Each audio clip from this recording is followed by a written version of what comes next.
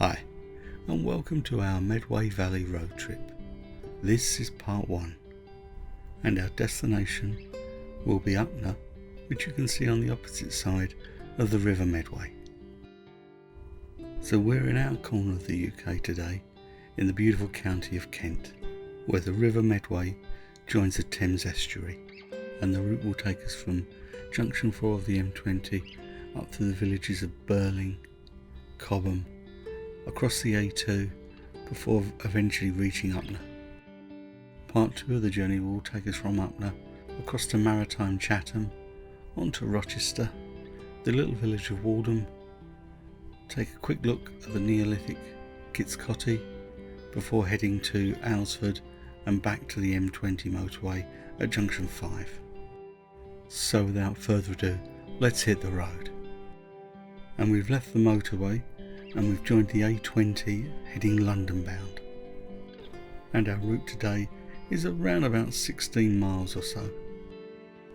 And to our left on this roundabout is the town of Westmoreland, which is an interesting place and we'll cover in a later video. In this video I'll be speeding up the action and slowing it down and freezing it at times to give you the best possible directions. And now we turn off the A20 towards the village of Ryarsh. And here we go, time to speed up the action.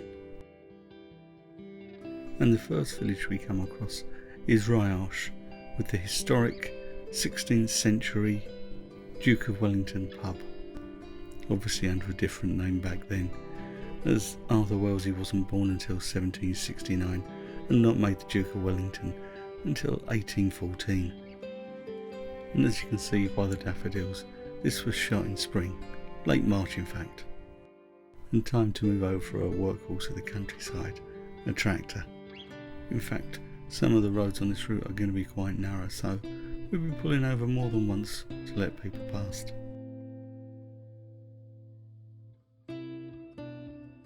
And the next village is Birling, and this time we're going to get out and take a look around. Fortunately, behind the church is a free village car park.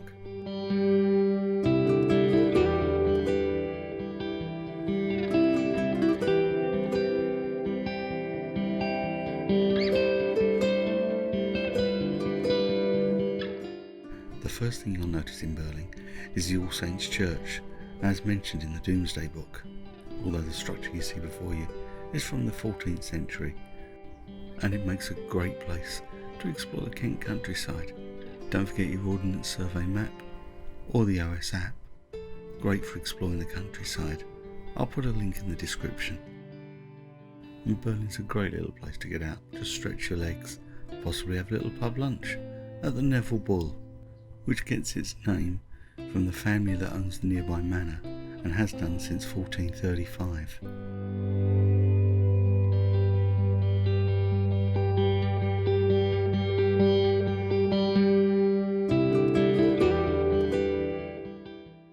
Time to hit the road again and continue on our journey.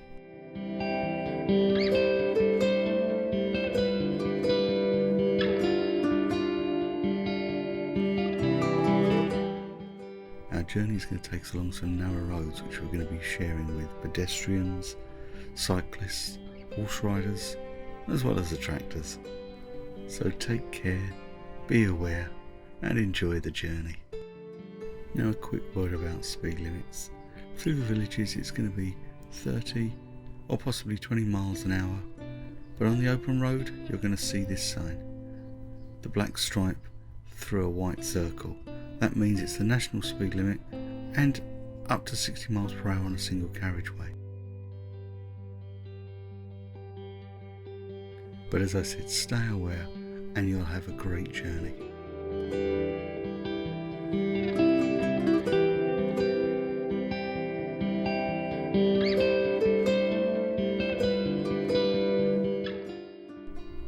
I've got to be honest, I love this landscape. I love driving through it, especially when we reach a section like this. We're heading up Holly Hill, which is taking us up the North Downs. And if you're interested in discovering more of this landscape, then there is a free car park at the top of the hill just a small way up this lane to our right, but we're pushing on.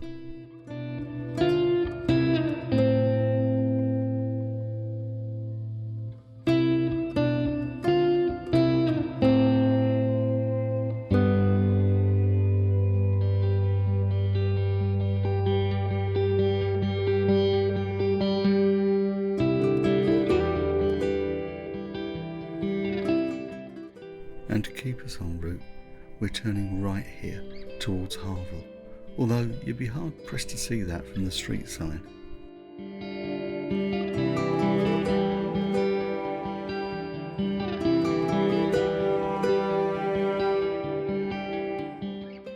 And now we reach the village of Harvel with its little duck pond. How quaint. And then we come across a horse rider. Remember, slow right down, give them a wide berth, pass them slowly, and everyone will be happy. And don't think for 1 second I missed the village pub on our right.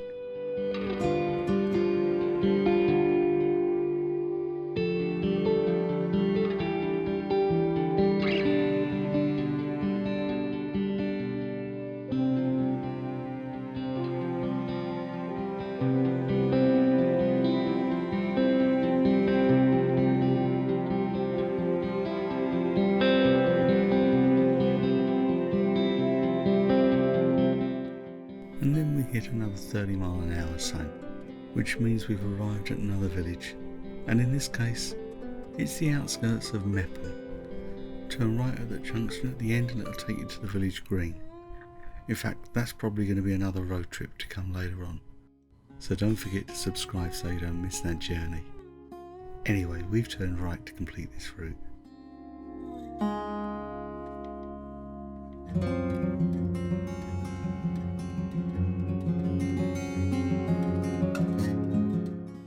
And now we're dinking off to the right again, heading towards Soul Street.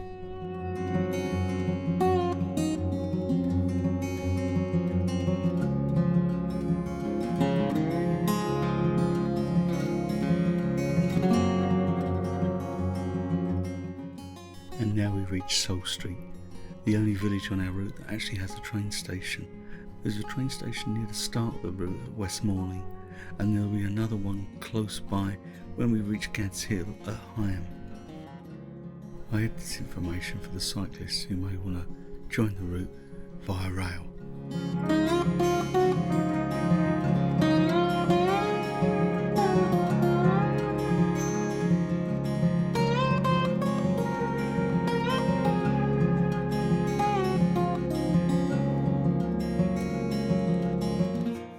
And at the junction at the end, we turn right towards Cobham, passing on our left hand side Owlet's, the National Trust property.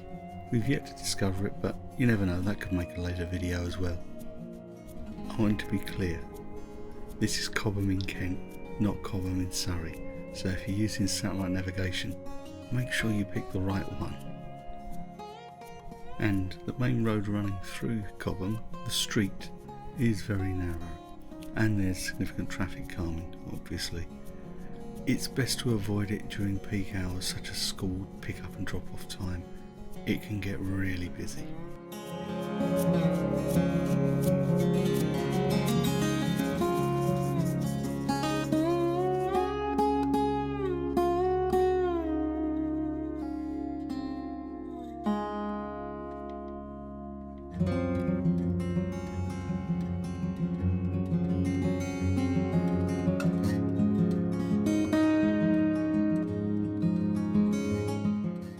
There's some good news. Cobham has a small free village car park just down here, which gives us the opportunity to explore this charming place a little bit more. Let's start at the eastern end, where the street meets Halfpence Lane and the pretty little Rose Cottage.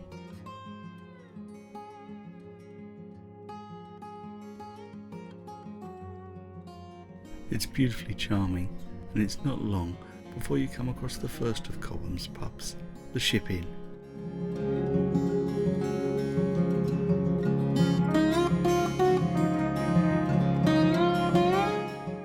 It seems very traditional here, including the village school, and of course there has to be the village stores. And then the next pub in Cobham. Hang on a second, this place doesn't look that big. Wait, there's a third pub, the Leather Bottle, and this is probably the most historic, the one with the links to, you guessed it, Charles Dickens, who lived at nearby Gad's Hill. And now it's back on the road again.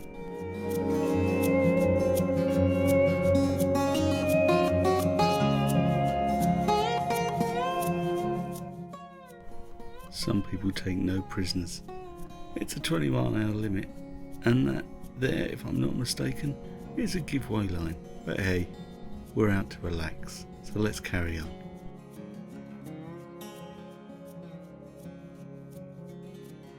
As you reach the end of the street, you'll see the War Memorial, and there's a lane that heads beyond that. That takes you towards Cobham Woods and the Darnley Mausoleum, an 18th century piece that's now owned and maintained by the National Trust. But I do need to point out it's about a mile walk from the end of the lane to the mausoleum. Our journey now crosses the A2, which gives us an excellent opportunity to join or leave this route. If you are joining it, then you're looking for the Cobham/Shorn junction. We're taking the third exit at this roundabout towards Shorn.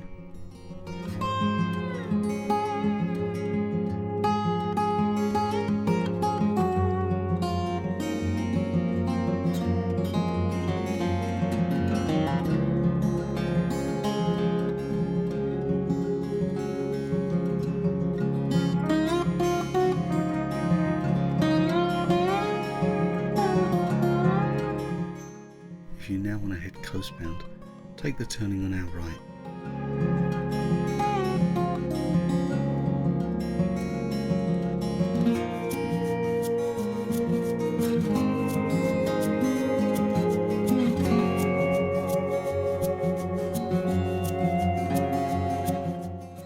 And now we've reached the southern end of the village, Shorn, I believe, but I'm not 100% certain, so if you live here, do let me know in the comments below.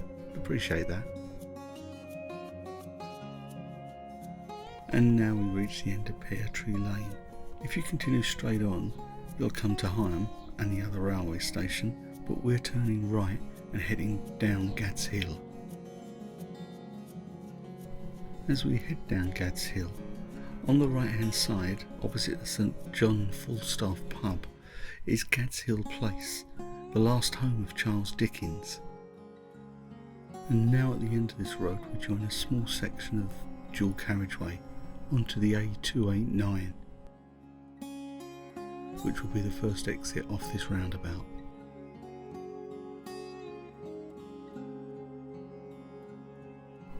Now we just need to stay on this and follow the signs for Upnor, our next destination.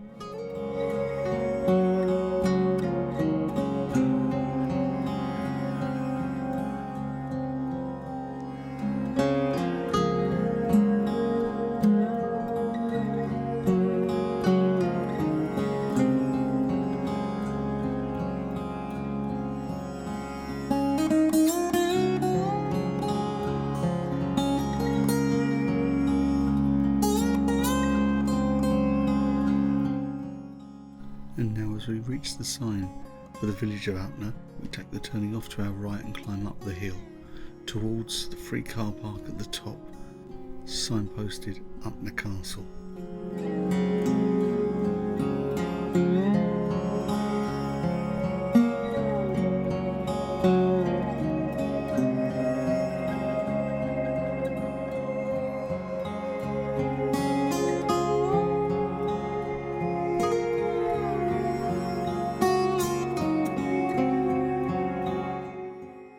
So let's take a look at Upnor then.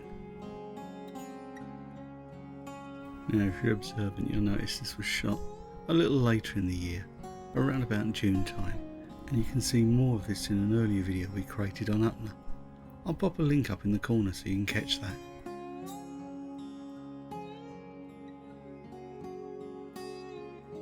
A must see here is the English Heritage Castle at the bottom. I'll pop a link in the description so you can get more info on that. It gives you stunning views over the River Medway.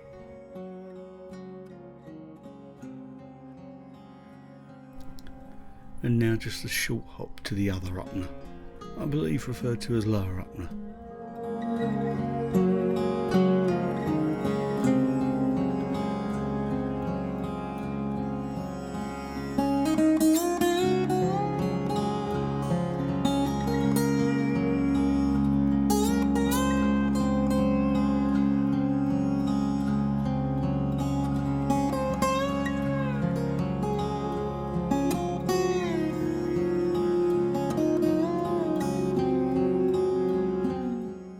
And here we are at Lower Upnor.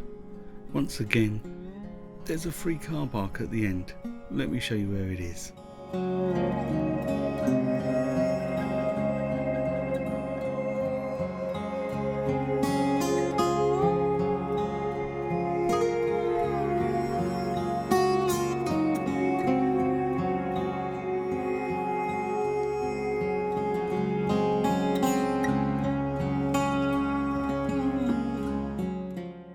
And here we are, the car park.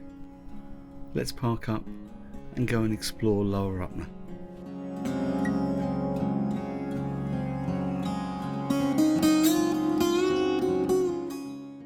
With views over the River Medway towards the upper reaches of Chatham. We'll take a better look at that in part 2 of this road trip. But for maritime history, we have the figurehead from the 19th century HMS Arethusa. She first adorned a ship in 1849 and saw action in the Crimean War in 1854. There's no mistaking, you're in maritime Medway.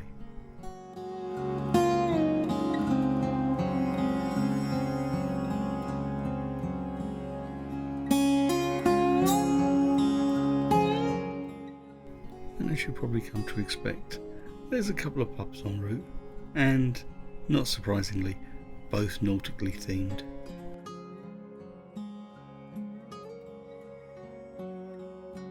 At the far end of the town is the Ordnance Yard, where you'll find this interesting little Madeiran restaurant. And that brings part 1 of this journey to a close. I hope you like what we put together. Don't forget to subscribe and click notify so you don't miss part 2. Thanks so much, take care, safe travels.